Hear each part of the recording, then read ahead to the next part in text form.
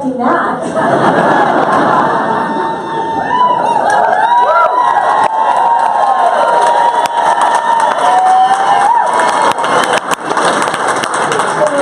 Why I love New Mexico.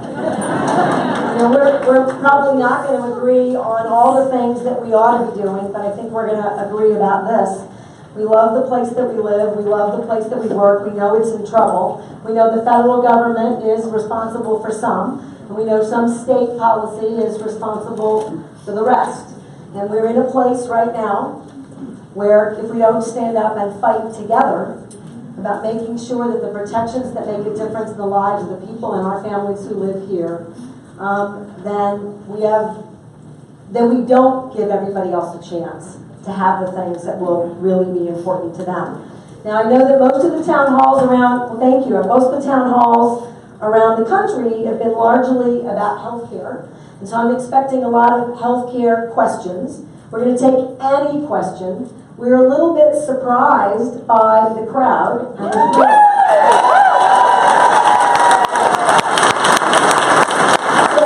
for all the poor souls, there's my doctor. Hi, doctor.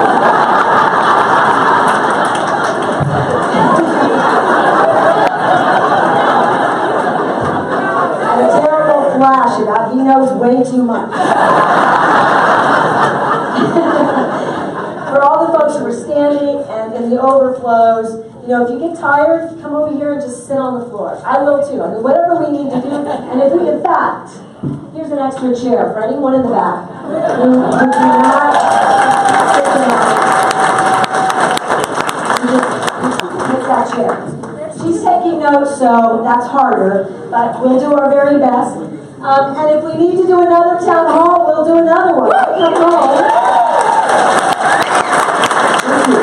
I really come home every weekend, and then I'm going to be quiet for 3 reasons. One, I do a better job if I know what's going on where I live. Right? I see you. And I see you in the grocery stores, and I see you at the dry cleaners, and I see you when I'm getting gas in my car, or riding my bike, and sometimes rollerblading. And so I need that. But I also take care of my mom. And so I know that you do too. You're taking care of your spouses, you're taking care of your family members and your children and your neighbors and your community. And so it's important to be back. And two, sometimes you just got to get out of Washington. So the new schedules are making it very hard to come home every weekend for many members. I'm going to still come home. I might miss 4 or 5, but that's it. So I'll be here. We're having a Veterans Town Hall on February 18th. Is that right? Because it's already past February 18th. So March 18th. And you're welcome to come to that. We're going to get a bigger space based on what's happened today. We're going to try to focus on veterans issues, but they're all open. So we'll keep you posted about more town halls. And with that, I'm lucky to get to represent this community. I'm lucky to get to represent you and the state. And I'm going to do my very best to answer as many questions as I can. And I know that we've got some questions in writing. We're just going to go to the audience first. Yes. Yes. All right, so this is Mariana Padilla. She runs our state office for us. And I got to tell you, she's a former teacher. And she's also she's not going to like this. She also recently adopted 3 beautiful girls. And has been a foster care mom and a foster care family for years. So you walk the walk in our office. All right, you do it. So you're in charge now. All right, I'm going to take it over again. Thank you guys again so much for being here. We appreciate it. I just wanted to go over the format of today's town hall. We're going to have folks line up at one of the 3 microphones to ask questions out loud. One second, sure. We're going to ask for 3 people, no more than 3 people to line up at a time so that you guys don't have to stand too long.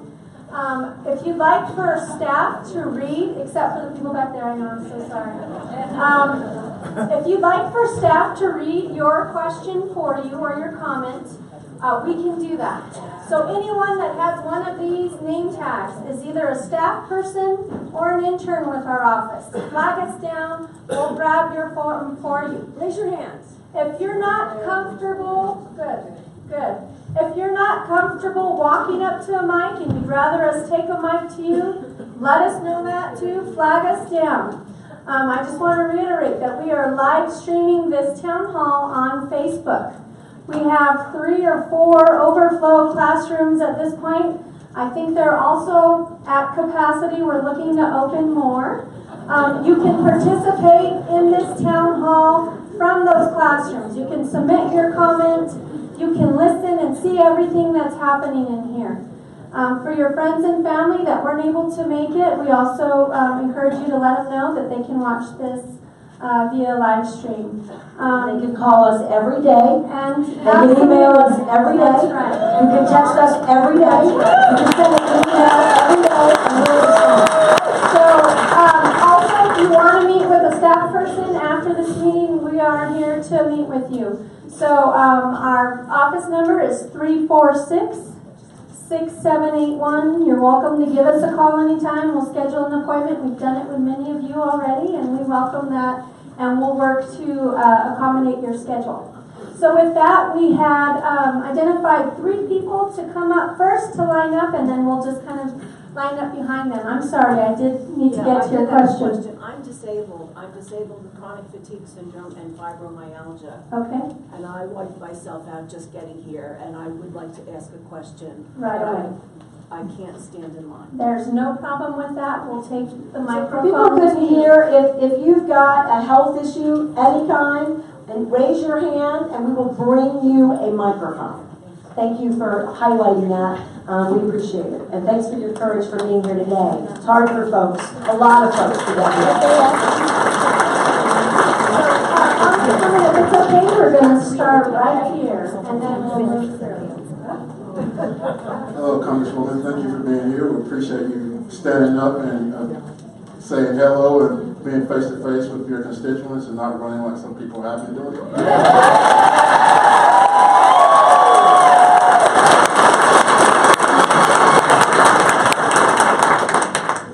It has recently come out that the Trump administration has been enlisting other Congresspeople to contact the press and say to counter any stories about the connection to Russia. One of those people has been your colleague, David Nunes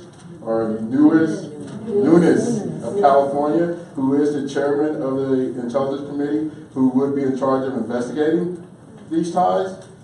Doesn't that scream conflict of interest and that an independent counsel should be set up to investigate this? And what can we do and you do to make sure that this happens? I'm going to do 3 questions at once so that we can get as many questions answered. And feel free to stay and do we go over here now? Go ahead. I don't know I'm not in charge. Good morning, Congresswoman Chris Ditchman with American Cancer Society Cancer Action Network. And first of all, I want to thank you for being such a great advocate for us and for sponsoring many of our bills. And I know you're aware of all of the issues in New Mexico as to Affordable Care Act and cancer. So my question is, cancer patients and survivors need coverage that's available to people with pre-existing conditions, adequate to cover their treatment and follow-up care, and affordable. So will you oppose any bill that does not keep patient protections while ensuring coverage is affordable and adequate? Okay, thank you. And then we go back over here, I think, okay? Good morning. My name is Elaine Brightwater. I'm a coordinator for Roadrunners Invisible.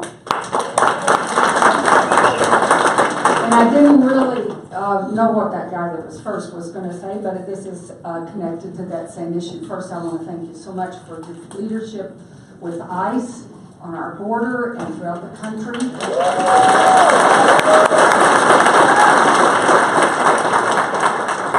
We just heard yesterday that Congressman Nadler introduced a resolution of inquiry to force GOP vote on Trump's conflicts, ethics violations, and in general, all the noodling with the Russians. Will you consider or will you co-sponsor that resolution? All right, thank you. So, thank you. So I'm going to the first question, which gets to the Nadler resolution, actually. There is no question in my mind that we need an independent investigatory body.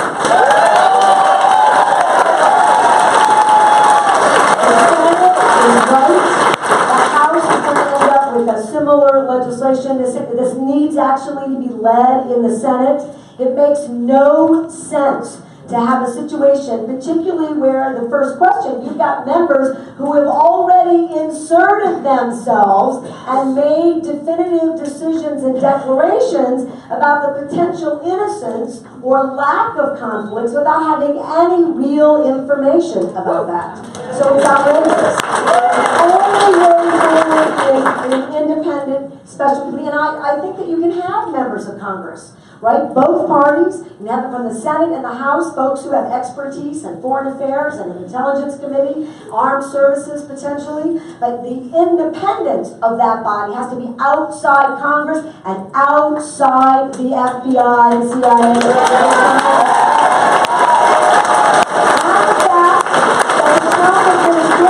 So says the press. I have to say I haven't seen this, but I'm going to ask for it, which is there really a written or verbal request to the FBI to stop investigating the communications to Russia? And if that's, so I want that. I will tell you that I'm asking for a lot of stuff. Members of Congress don't have to FOIA Congress, but I'm worried, the White House and the federal administration, but we may anyway, because they're not giving us the information that we're asking for. And so then I'm going to skip yours for a second on the Cancer Society. I already said, yes, I'll get on Nadler's resolution. Done.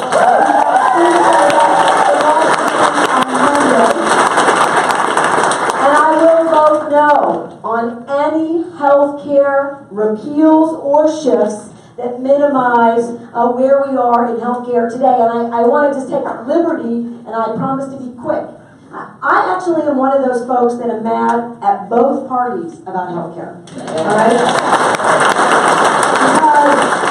Because we've spent, since I've been in Congress, right, 4 years just doing repeal, no repeal, repeal, no repeal, while insurance companies and pharmaceutical companies have gotten away with murder.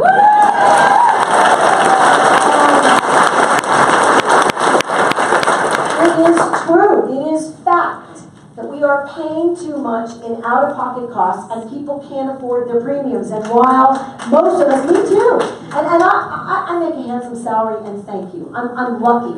I'm luckier than most New Mexicans. That's true, right? I pay for my insurance. I should absolutely want to, will. I have to buy it on an exchange. I have to buy it in DC. Good news about that? I have more choices than New Mexicans do. That's awful. Bad news about that, I have to buy a national plan. I can't get to my local providers, right, without paying more. Well, this is a system that doesn't make sense. And for me, I don't pay these two, they're going to say it's public, I don't pay them a handsome salary. I'm not allowed to. I would if they're worth it. So they have to buy insurance in the most expensive context there is, right? And their out-of-pocket costs for their families are too much. And now the repeal, if we were really to do that, we'll talk about what the Republicans are proposing, just means insurance companies and pharmaceutical companies make more. And for me, it's outrageous, and we pay more. So let's fix it. So I just want you to know that's where I am with healthcare. Okay. And all the way over, I'm sorry, all the way over. I'm George Richmond, an active registered voter in Bernalillo County. My comments today deal with farms and food stamps. Since you're a member of the House Ag Committee, and we've had our farm support legislation in place for about 80 years. I recommend that you go to all of Congress and review it because the mom and pop farm is about dead. There are other factors such as we all subsidize a few rich cane growers in Florida. Now, moving to the food stamp program, we all know that companies like J.P. Morgan run the benefit cards. Shouldn't these contracts go out for bids? And should the SNAP program include products like soft drinks and candy in their choices? I don't think so. Thank you. Thank you.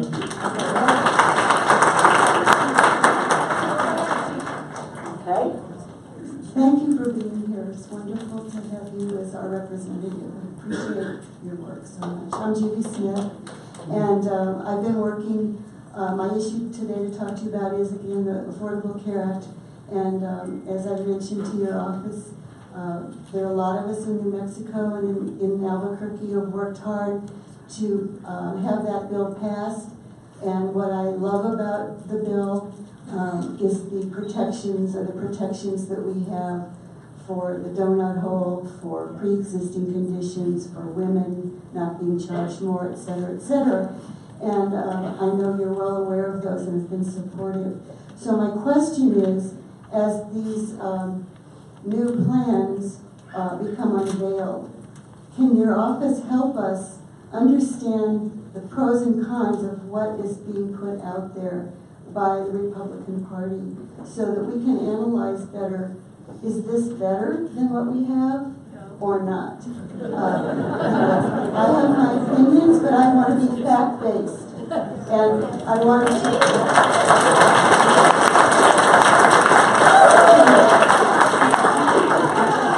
So what I'm hoping is that perhaps there's a way that your office, with the knowledge that you all have, can help us sort out when these proposals are made, what is the impact of that particular piece going to be? Because it seems to me so many pieces of the Affordable Care Act are interlaced with each other, and I'm afraid that changing one thing will lead to the collapse of those protections. Yeah.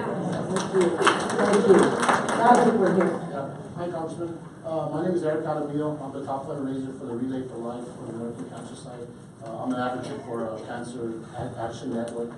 My biggest fear is I'm a 20-year cancer survivor. And how many survivors do we have out here? Can you raise your hand of any kind of pre-existing condition? And as for myself, I am terrified. I mean, basically, when I got diagnosed with cancer 20 years ago, I went to Union Hospital. I was poor, I was broke. They financed me through the government. And that's the only way that I'm here today is I lost half my colon 20 years ago when I was 39 years old. So now that we have ACA, we are just terrified that, okay, now we have insurance in the marketplace and we are paying for this. But what happens 5, 10 years down the line and we've been paying and paying and then they say, no, you have pre-existing condition, we're not going to cover you. All I ask is, and I know you said you're an advocate, I know you're a survivor and you lost, you know, it's touched everybody. Our biggest thing is no caps in the marketplace for us. Don't drop us pre-existing condition. And we just need to know that, and you are an advocate. But for the biggest thing is, I'm afraid it's gonna reoccur for me. I've been blessed by God. But the thing is we're not all gonna win this fight, but we are gonna win. And basically, the biggest thing that I want is let us die with our dignity. I mean, let us, if we're gonna leave this world, give us the health care that we need to cope with this in our families. Give us our dignity. And I know you're a big advocate for it, and I appreciate it. And if you run for governor, I'd like to be. And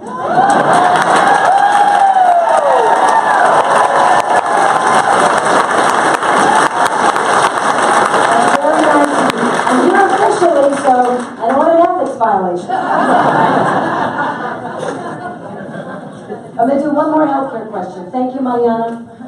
Hi, my name is Kathleen Chavez. I'm self-employed and I'm on the Medicaid expansion. And a lot of people don't like to talk about that, but me and my son have gone to a couple things and he actually wanted to ask a question because he's very well informed and he's very concerned about things. So,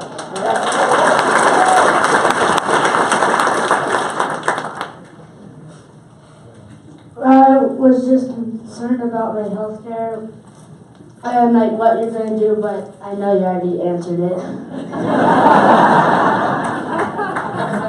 he's just wondering what you're gonna do to try to help specifically with the Medicaid expansion, because we are on that, and if the ACA gets repealed, we will lose our health insurance. And I'm working to build my business up so I get to the point where I don't need Medicaid, but while I do, I don't want the floor ripped out from underneath me, and neither does he, and he understands what's happening. I've talked to him very thoroughly about it, so thank you for representing us. By the way, you were amazing. You're welcome. So, I'm going to do the farm bill. So the one place where there's potentially good news in Congress is the farm bill is a very bipartisan bill. Although when I first got elected, it failed its first go around on the floor, which had never happened before, and proud to tell you that bipartisan women got it resurrected. Bipartisan black emerald. It was actually Republican women who initiated that. I want to be very fair about, there are folks who are really doing the right work for their constituents, irrespective of their party affiliation. We are ready now to redo the farm bill, and we're beginning to work on it right now. And so the issue that you just heard about is, it's not just small farms, but in New Mexico we have plenty of family-owned farms, and one of our largest economic sectors is ag in New Mexico, which is why I wanted to be on the ag committee. And actually, commodities in ag, just like oil and gas, they're down. So farmers are really struggling, and the average age of a farmer now is 60 plus. And we don't have younger farmers, although Albuquerque's doing, because of incentives in the farm bill, we're doing a lot of great work with small, local, younger farmers, farm to table kinds of environments, fresh fruits and vegetables in schools, right? Growing up hospitals. I have to give our hospitals and some of our insurance companies a plug where they're actually investing in growing fruits and vegetables and then getting in the hands of SNAP recipients and other New Mexicans. So that's happening, but it's small. There needs to be a workforce investment. And I'm going to quickly tell you a story. There's a gentleman named Rick, I think Hennessy, who's homeless in D.C. And Rick is outside of the East Steps in Congress, come rain or shine. He actually runs for speaker every year, which I think is fantastic. The rules allow you to be speaker. You don't have to be a member of Congress to be elected Speaker of the House. And he knows that. And I notice some members of Congress don't ever see him. Some members of Congress say hello and are respectful. Many members of Congress, including, I have to say, not just me, but your delegation, have a relationship with Rick. And I often drive Rick home because he's smart. And I learned something about, and home is a shelter. Now, Rick wants, in the Farm Bill, he's written a book, he wants things that he calls farmettes.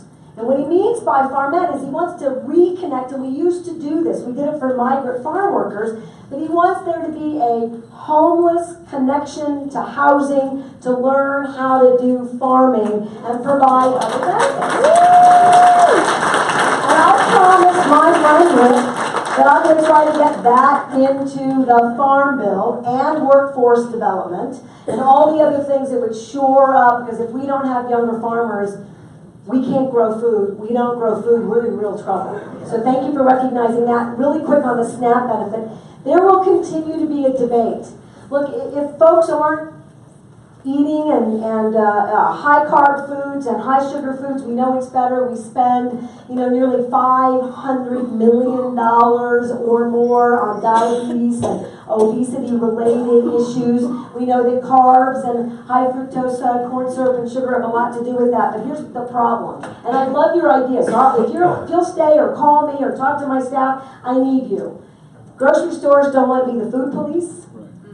You can still get it with cash benefits that have nothing to do with SNAP. And I did the SNAP challenge, and for $1.50 a meal, I'm going to buy the cheapest thing I can to feed my family. So we are not incentive, and there are programs.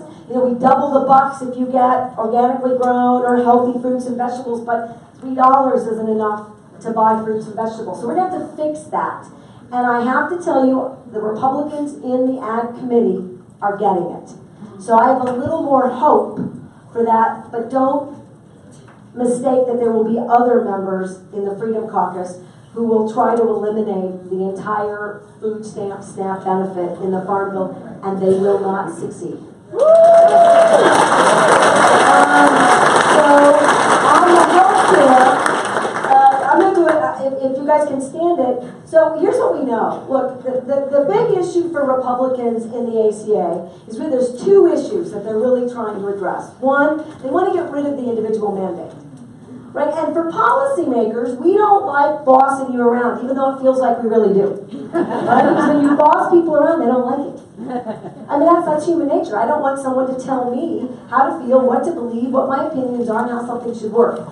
You have an individual mandate, because if you didn't have a mandate to buy insurance, people won't buy it until they're sick. Why would you? I wouldn't either. That's why you have mandated car insurance. Right? Otherwise, the rest of us would be in wrecks and people wouldn't be insured and we'd have no way to fix our cars. It's a safety issue. So they get that, but they don't know how to do it. So the way that they afford it to get rid of the individual mandate is two ways. They're going to tax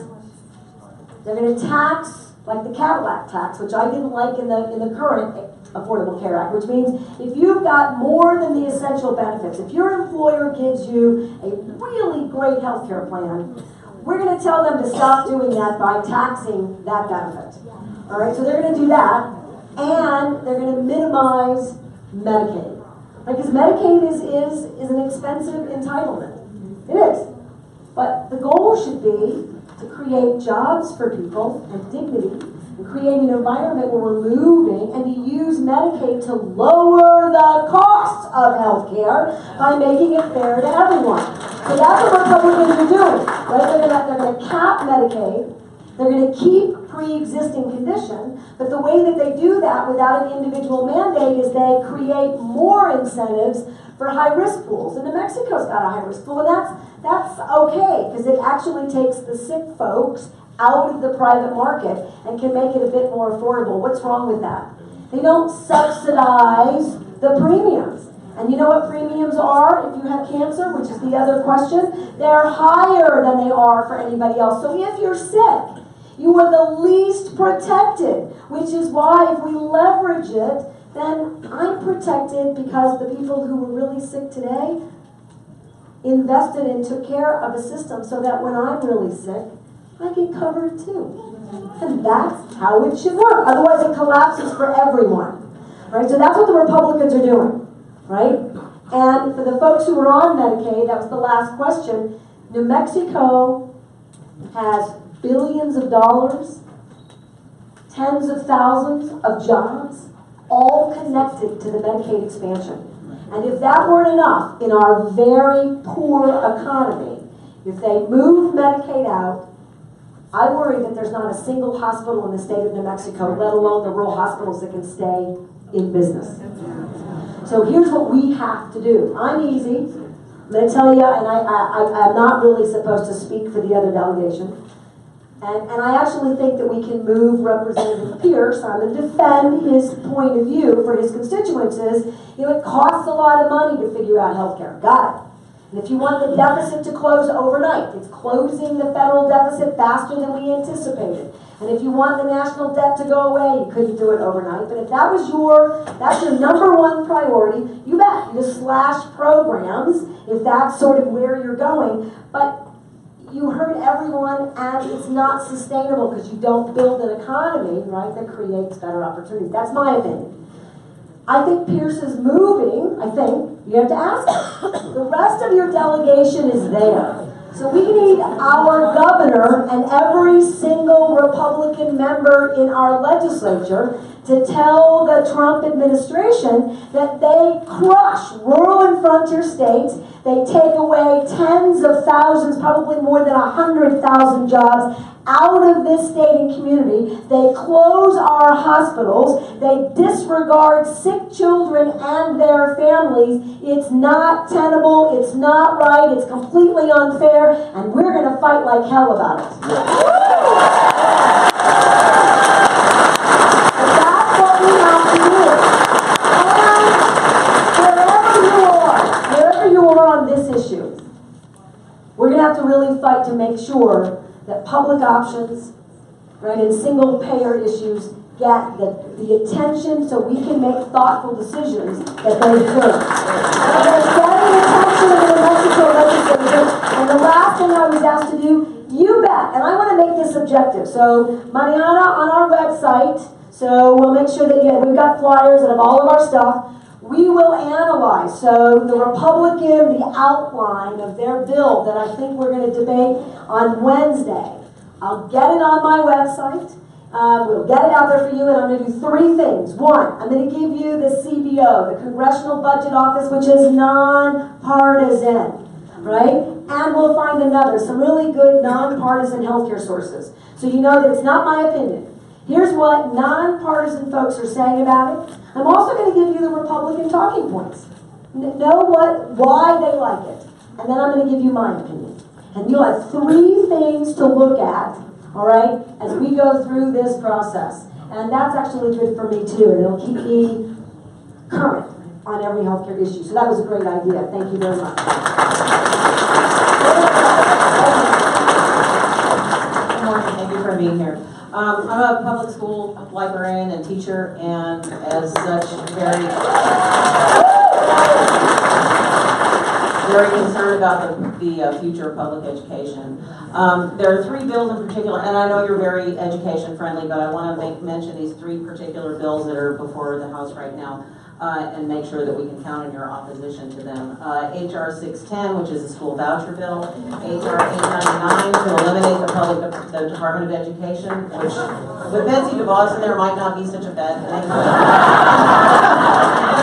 I know that we do need it. And the other one is sort of related to that, as a union member and labor supporter, the National Right to Work bill. Yeah. And then one other thing, as a baby boomer, the other thing I'm very concerned about is the future of Social Security. I know the Republicans and Paul Ryan are salivating to try to get the prospect of finally being able to privatize, reduce, eliminate whatever Social Security and Medicare. And first of all, what are your feelings about how likely they are to be able to do that, and what do you intend to do to stop them?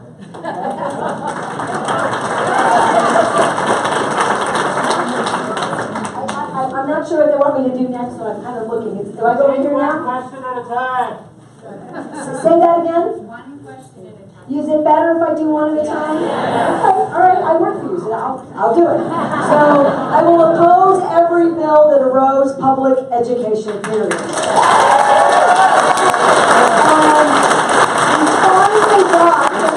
The last effort by Congress, right, to take away high-stakes testing and do everything else, the ESSA, that's our elementary and early education bill. It wasn't perfect, but it got us closer to a bipartisan environment where we're reinvesting in public education and letting, here's an idea, educators do their job.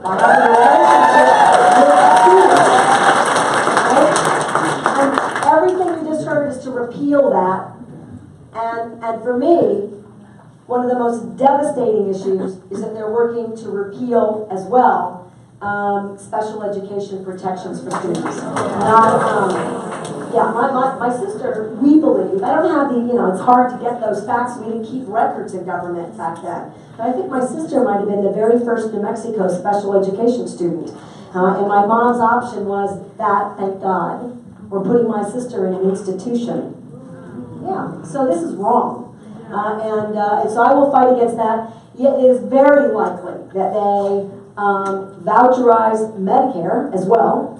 Right? So it's all the entitlement packages, because if you leave defense alone and you don't invest in the economy, right, and your priority is, for me, I think it's a very narrow vision to cut the federal government so that you close the deficit. And I would just point out, and we'll put it on our website, that both Republicans and Democrats that have looked at ways to do investments in the economy have created a balanced federal budget by doing that, right? So I don't know why we're not doing that, but that's not the opinion of many members of Congress. So yes, Paul Ryan will in fact work hard, do exactly that on Social Security and on Medicare. And if you've seen, I'm on the Budget Committee. I do an amendment every time I can. that they cannot do that to Medicare, and they cannot do that to Social Security, and if you lift the earnings cap and reform Social Security, it can be sustainable. Alright? It is true. I am convinced that if you leave everything the way it is, in a stagnant environment, and we don't address the economy, and we don't make the changes to both Medicare, Social Security, and Medicaid that would make sense, that we would, in fact, even though we're slowing the rate at which we were spending money, which this makes me mad too. Every time, even the Democrats tell me, but we're doing so great in Medicare because we're spending less. But if I spend more for my prescription drugs on Medicare, how does this math work, right? Because we're frustrated. But we keep using this baseline. You know, it's an economy baseline. Look, we're spending less per Medicare beneficiary. That's good, but it's not enough. And the Republicans use that to say, and this part's true and correct, we spend too much as a country if we do nothing different, right? On Medicare and Medicaid and long-term care and Medicaid and Social Security. So fix it. It's all addressable in a way that doesn't hurt people. And actually, if you have Social Security money and you're spending it on your house and your family and in your community and your neighborhood and your church, guess what? The economy is better. So I will fight hard. And what we do about it, ladies and gentlemen, is we're doing it. And these are the things that have to sweep the country, because people have not really understood that this affects each of us. Look, Medicare is a family issue, right? And I know I tell this story too often. I'll go to the next question. And I'm lucky that I get to take care of my mom, and I have a mom. A lot of people don't have a mom or dad anymore. I'm really lucky to have her. If she doesn't have Medicare, she's duly eligible. We waited years, which we should. There's a waiting list. I mean, that's how terrible it is, right? We wait to get Medicaid. We waited. If I didn't have Medicare and Medicaid, I could not work, because I could not afford to take care of my mom without that benefit. I can't do it. And neither can anybody else. And I'm willing to take care of her. But then I'm not in the economy. And you want me in the economy. I want you in the economy. So it's not going to make sense. So we're going to fight all of those changes. But ladies and gentlemen, we're in a tough environment. So we have to fight really hard. Now we're Congresswoman, we're actually going to go over Okay, here great. for a second. But before we do that, I just want to remind folks, let's try and do 3 people in line at a time. We've heard from some people sitting down that it's difficult to see because of the lines. And there's some more floor seating up here if you're comfortable with that as well. I just got bossed. I wanted to come here today. As I told you earlier, I've been disabled for over 25 years now with chronic fatigue syndrome and fibromyalgia. When I became disabled at 39, I was doing public relations in New York for Pricewaterhouse, and I lost my career and just about everything else. I was born and raised in New Jersey. After researching for several years, I came out here and moved out here to New Mexico, and I've been here over 17 years, and I love it. But I came out here not just for the climate, but I came out here because the cost of living was lower. I had spent my entire adult life in apartments paying rent, and I moved out here and was able to save enough and buy a house. I am 64 years old. In my job, I had the option, it was an option, to purchase through my work but completely on my own and pay the premiums myself, long-term disability. It was something I would never have thought of doing, but 2 years before I joined Pricewaterhouse, I lost one of my best friends to AIDS, and he died at 29. So I saw firsthand, and I helped to take care of him the last years of his life. I saw firsthand how you can be living your life and suddenly one day your life changes completely. And that's what happened to me. So I learned from my friend Ted's death, and I purchased that long-term disability, never believing I would need it. But I did. But that policy ends when I turn 65, and I turned 65 this year. Initially, and I'm sorry this is detailed, but that's the way it is. Initially, when I went out on long-term disability, Pricewaterhouse is a partnership. It's now PricewaterhouseCoopers, but it's a partnership, not a corporation. We had a very good benefits package. So I was considered still a Pricewaterhouse employee. And after being disabled several years, they did, my request, they did an estimation what my pension would be. And it would have been livable with my Social Security. But then in the mid-90s, Pricewaterhouse merged with Coopers and Lybrand, and they froze the individual firm's retirement. So what was once a pension, when I turn 65 this year and I lose my long-term disability, what was once a pension that with Social Security would have been livable is now going to be less than $200 a month. So I'm going to lose 55% of my income. I'm going to be living on Social Security, living on about $21,000 a year, and hoping to God that I can still hang on to my house because I will have 14 more years of a mortgage to pay. That's my life, and I'm not here to get pity or anything like that. The reason I'm telling you this is because Social Security is going to be a lifeline to me, and Medicare is a lifeline. And I do not consider them entitlements, I consider them a social safety net that any— You paid for it. Yes, but that any civilized nation would provide for its most vulnerable people. I also have a sister back in New Jersey. I'm her legal guardian. Our parents are dead. She is developmentally disabled and autistic and lives in a group home. She gets her health care through Medicaid, and I have to do things long distance. So I not only have myself to worry about, I have my sister who is a year older than me. And I'm telling you all this for a reason. I'm getting to it if you don't mind. My question is that I've always been a progressive, and I feel that the Democratic Party has left me behind and moved to the right. I was a Democrat and frankly a Bernie Sanders supporter, and I was very disappointed to see you and Senators Udall and Heinrich just knee-jerk get behind Hillary Clinton without giving Bernie Sanders a chance. I'm also upset about what went on during the Democratic primaries. And that's why I would not vote for Hillary Clinton, and I didn't. I voted third party. And I didn't exit it. So, and I don't care if people vote. And I mean, no disrespect.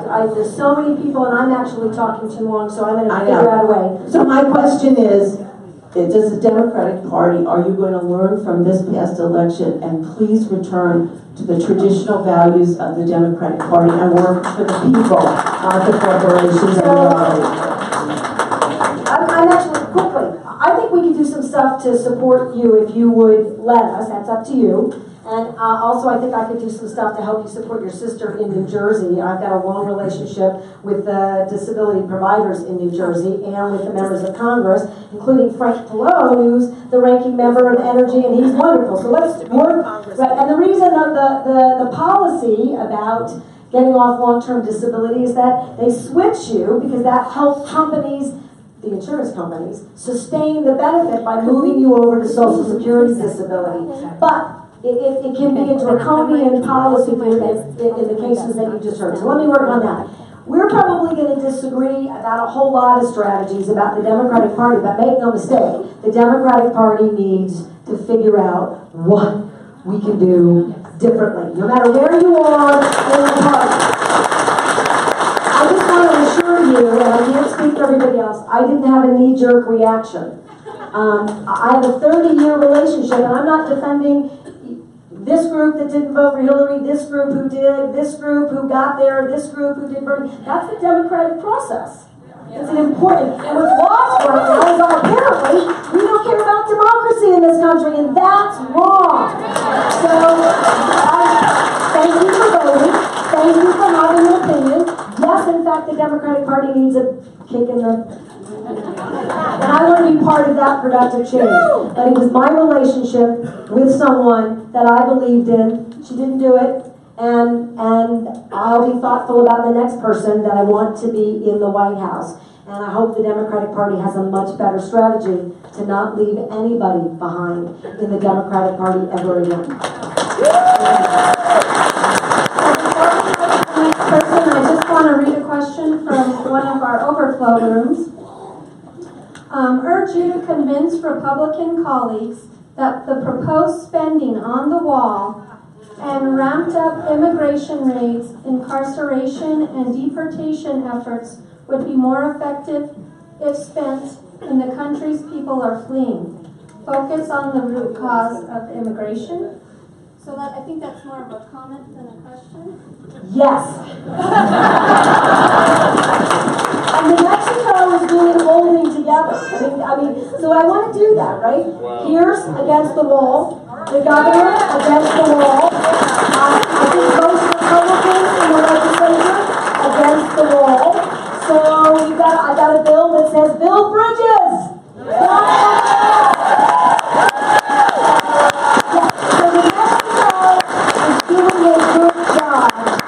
Against those provisions. And I'm going to read one more. There's several that are along the same line, so I'm going to read this one.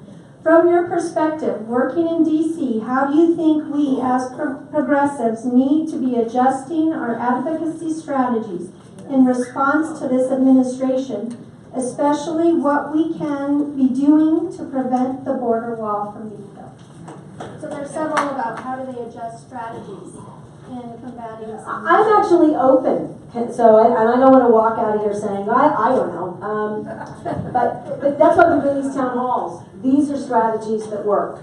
So tell me what else we can be doing to build a coalition. Here's something I think that we've learned, and here's actually something about Bernie Sanders that I think we've paid attention to, but I'm not sure the rest of the country and the rest of elected, whether it's state or federal.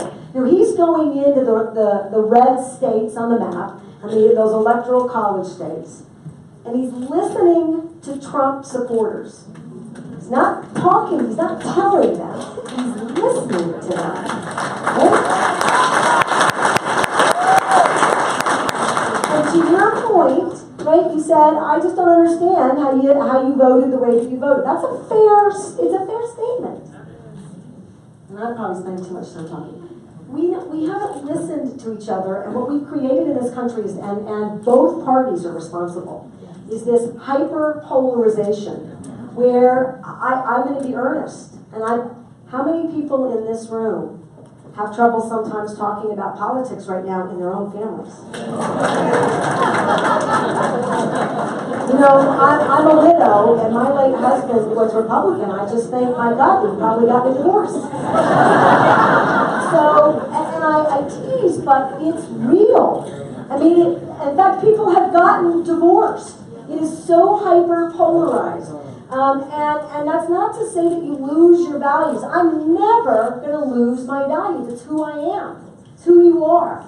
But sometimes there's a way to talk to somebody who's got different values, and the easiest one for me to quickly describe. So tell me how we start hearing from everyone in a way that makes them feel valued, even if we're going to disagree, and think about ways to get this country back to, we are the United States of America. We're united. We're united. And the one for me is, I'm Catholic. I think everybody knows that. I would say that where I live, the church in my community would like me to be a better Catholic. That would be a fair statement. I'm also, I'm pro-choice. I always have been.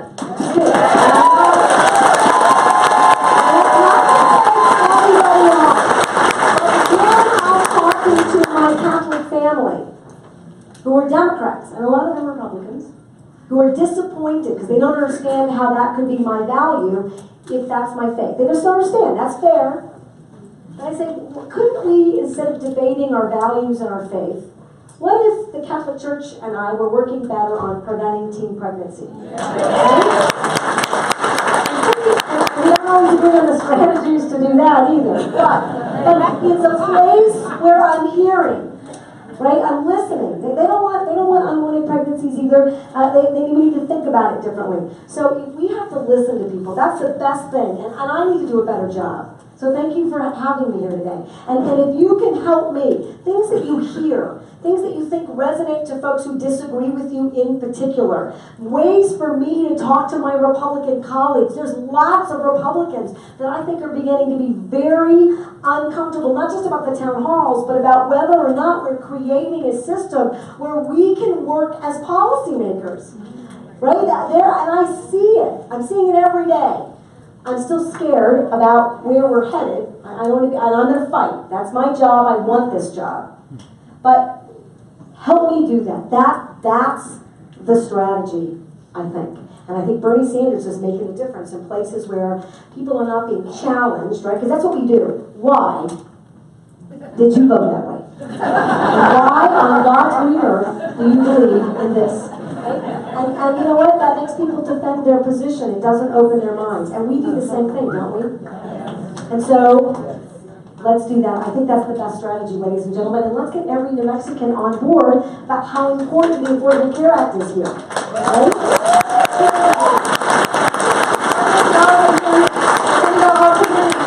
But I just got a note from folks who are watching on Facebook. Please make sure that you speak directly into the mic for folks that are asking questions because they're having difficulty hearing you.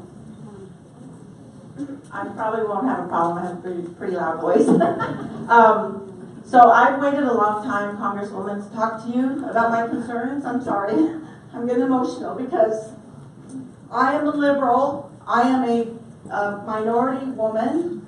I'm a disabled veteran. And to me, I am everything that the Trump administration is against. The only thing I don't have is the LGBTQ, but I have my daughter who is. So I feel like I'm like the full house against the Trump administration.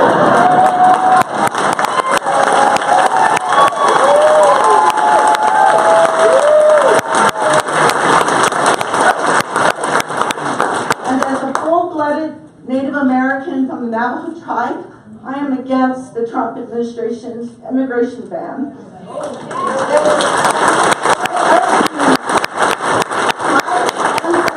My family are from this country. This is our country here. And then he is trying to exclude people from those 7 countries and the Syrians who are refugees who need help. My own dentist is an Iraqi refugee from Iraq. He fled that country. And he fled that country because of the religious fighting that's going on between the 2 different sects, the Sunnis and the Shiites himself. And he came to this country under the Bush administration. And he is contributing to this country. He is a dentist now, and I trust him. And I had a heart-to-heart with him myself. And I told him, I said, I appreciate you being here in this country, and you are contributing to our country. And that's the way I feel. Everything in the ban goes against our American values that to accept diversity, discrimination. That goes against everything that's on the Statue of Liberty. And I want to see what you're going to do to help the immigrants here in New Mexico and throughout the country, because it really affects me as a Native American.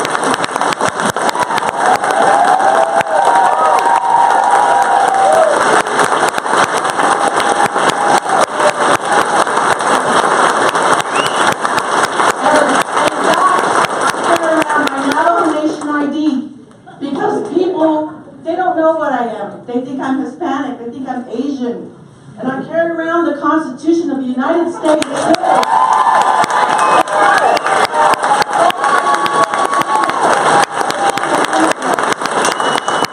People don't know what I am when they see me.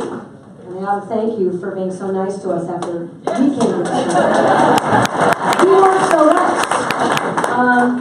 So thank you for your service. I think everybody's service.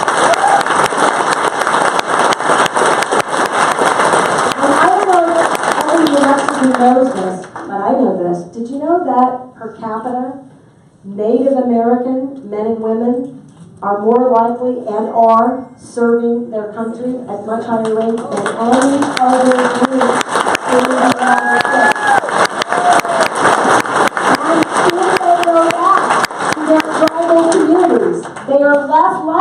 to have adequate, we have inadequate even if you're living in Albuquerque with a veterans hospital, but if you live, say, in 2 Gray Hills, you have even less access and services, even though you're serving your country at higher rates than anybody else in this country. So you want to talk about fairness.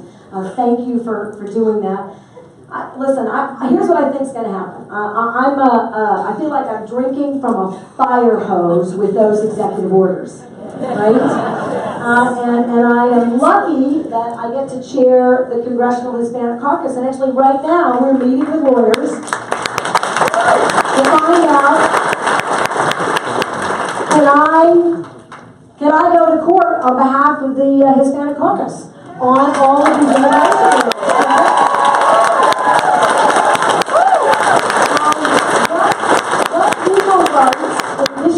Elected, do I have? Because I think that the quickest way to continue to try to stop what's occurring is to go to court.